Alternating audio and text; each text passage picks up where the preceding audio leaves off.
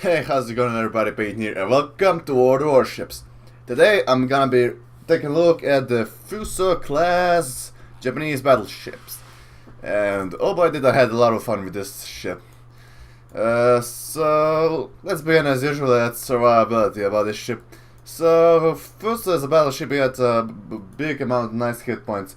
For tier 6 it gets 75,100 hit points, which is not bad as you compare it to the New Mexico class battleship. It has 2,000 more hit points, and if you compare it to the Byron class, it has only 35,000. So Fuso is definite winner in that category. It is a big tanky ship. Now the armor, if you look, it doesn't seem a lot of stuff as you might think, because if you strip down the armor plates, you get quite flat surface inside, and if we remove the superstructure and the the auxiliary rooms, you get quite a flat angle at which enemy can hit you. And the citadel, it's not very much outerward, but it's a little bit, so that's a bit crucial problem with the ship. And the turrets are not that heavily armored, only 305mm of armor all around, and the middle ones are not that strong as well. Survivability is pretty good. The torpedo reduction percentage is 34%, which is very good when it comes to the air raids and destroyers. Now the armament is something special in this ship. Now this ship gets 356mm. Well, that's 50. No, it's 14-inch guns, I think. It's something like that. They can get pretty messy. They're really powerful when it comes to destroyers. Now, the only downside to this thing is that it has 6 turrets and 2 guns in each them, so you're gonna get loads of dispersion with those guns. So, where is the dispersion? Shell velocity. It has not that good, but it's decent velocity. Chance of fire on opponent impact is 25%, so maximum HE damage. The more interesting one is 241mm of dispersion for each turret.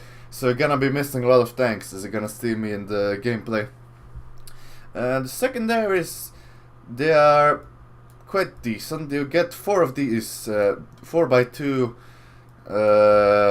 I don't know, turreted guns. And then you get from the Congo a same belt mounted secondaries, which you get 14. That means 7 on each side, which is nice. Oh yeah, and the main fire and battery range for these guns is, when you get stock, you get 19.8 kilometers of firing range. When you upgrade it to firing module 2, you get 20.8 kilometers.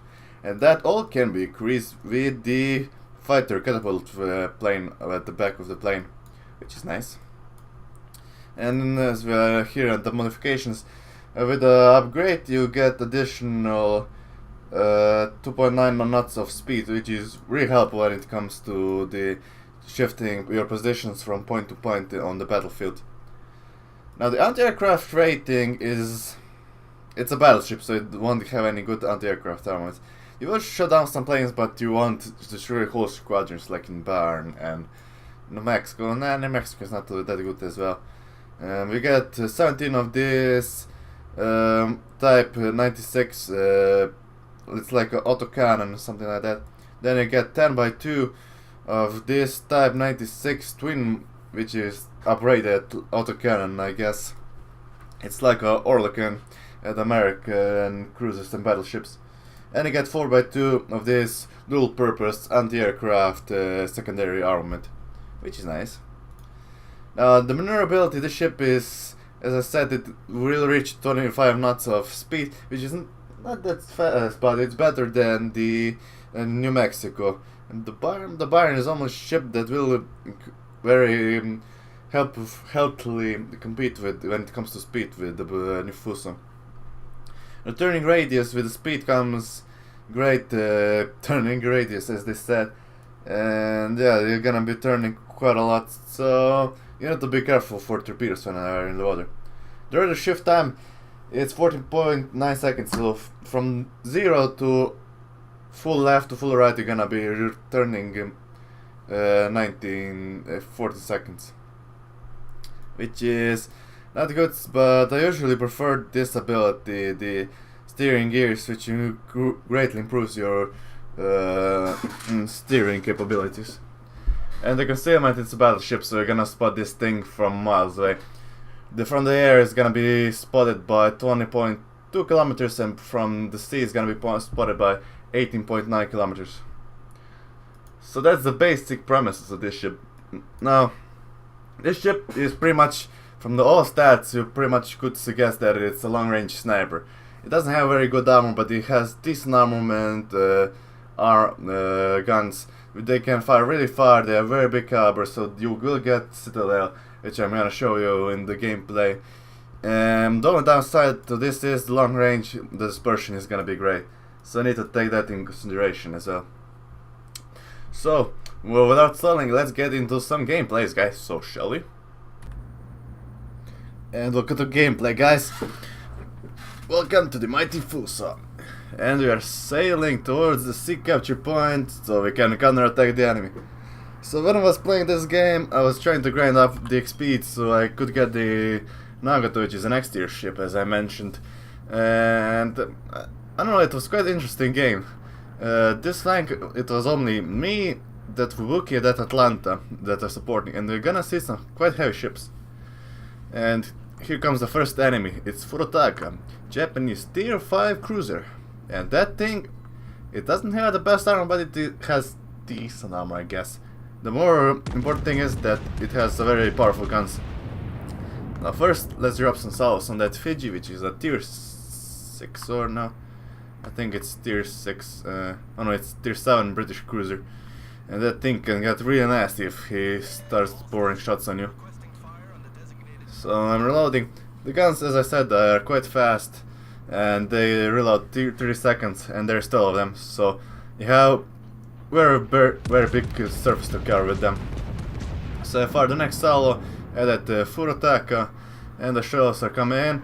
This looks quite really nice. Incoming, first Citadel, and 3 Citadels. Overkill! And that's the first kill of the game. That's what I like about this ship. The goddamn 158 millimeters. No, 385mm guns. These guns are destructive when it gets to cruisers and battleships at close range. As I mentioned in the shipyard, this ship suffers from big firing arc when it comes to the distance firing. So it's gonna take some quite big time to get to the target. So just dodge some torpedoes, and here comes the cavalry. It's Dunkirk. Tier, how much is tier 7, I think? No, it's tier 6 French battleship. And I'm exposing front only to the Dunkirks, so I have at least surface exposed to him, so he doesn't have much space to shoot at me and give me citadels. Pretty much everybody knows the point of Dunkirk. It's frontally focused ship. It has 8 guns at the front, and they're quite good. Nice, some hits on that Nagato up there. That thing has 410mm guns, and I don't want to mess with them. And here we come in the secondary range of the Dunkirk's secondaries. And here comes support Atlanta.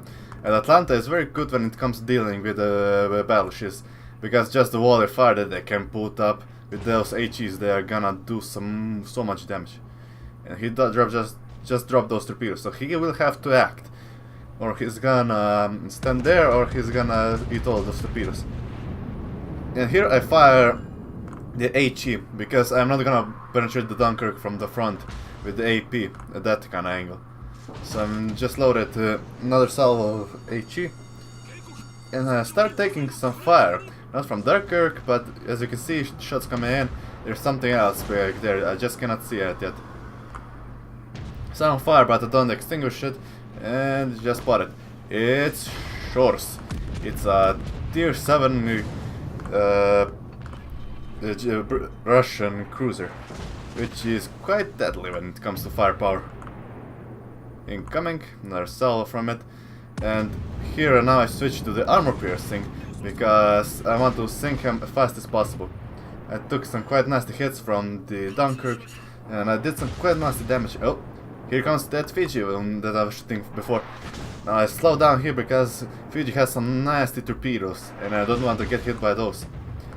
And the Atlanta is doing some quite heavy work on that Dunkirk, which is really helpful now because the Dunkirk is not focusing me as I'm exposing my armor.